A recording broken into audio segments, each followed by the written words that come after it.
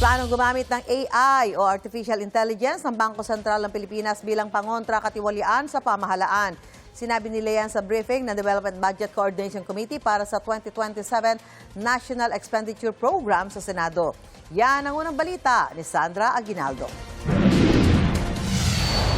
Salamat. Sa briefing ng Development Budget Coordination Committee o DBCC sa Senate Committee on Finance, tinanong ang Bangko Sentral ng Pilipinas at ang Anti-Money Laundering Council, ano raw ba ang ginagawa nila para mas mabantayan ang korupsyon, gaya ng naranasan sa flood control anomaly, na yung bulto-bultong pondo ng gobyerno na withdraw ng ganun-ganun na lang ng ilang tiwali umano.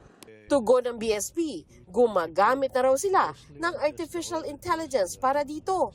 Nakita ho namin na napakadaming transaction na pumapasok sa bangko, lumalabas sa bangko, na hindi na-detect ng AMLAC. Nahirapan kami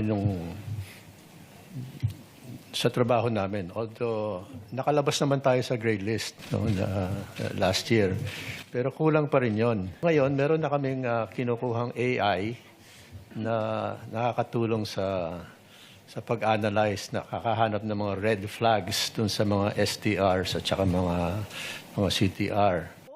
Ang DBCC briefing ay sinasagawa bilang pagsisimula ng deliberasyon sa 2027 National Expenditure Program. Ayon kay Senate Finance Committee Chairman Senator J.V. Ejercito, gagawin daw nilang bukas ang deliberasyon at walang itatago sa publiko. Our mandate for next year's budget is clear: to restore the people's trust in the budget process and ultimately to restore their trust in government. Pero ngayon pa lang, may nasilip na si Senator Panfilo Lacson na lump sum sa proposed budget o yung pondong kulang sa detalye kung para saan. Pero may nakita kaming 180 million each. Intended lump sum po ito kasi intended for all 17 regions, evacuation centers. Wala man lang naka-specify saan lugar sa region, ilan ba yung regions na marami na evacuation centers, walang specifics. They are still being identified by the OCD, but we'll be working with the DPWH if possible during the course of the discussion of the budget, the list can already be provided. Inusisa rin ng mga senador ang mataas na presyo ng bilihin. Ayon sa BSP, dahil sa kaguluhan sa gitnang silangan, bumilis ang inflation kung kaya't dama hanggang ngayon na mas kaunti ang nabibili sa budget ng pamilyang Pilipino. Ang masaklap, aabutin daw ng 2 taon bago ito bumalik sa dati. For 2026, inflation could average 6.4% this year. Next year, 4.5%. And then in 2028, 3.1%. So it could take a little bit time before we see inflation going back again or averaging again close to the target of 3%.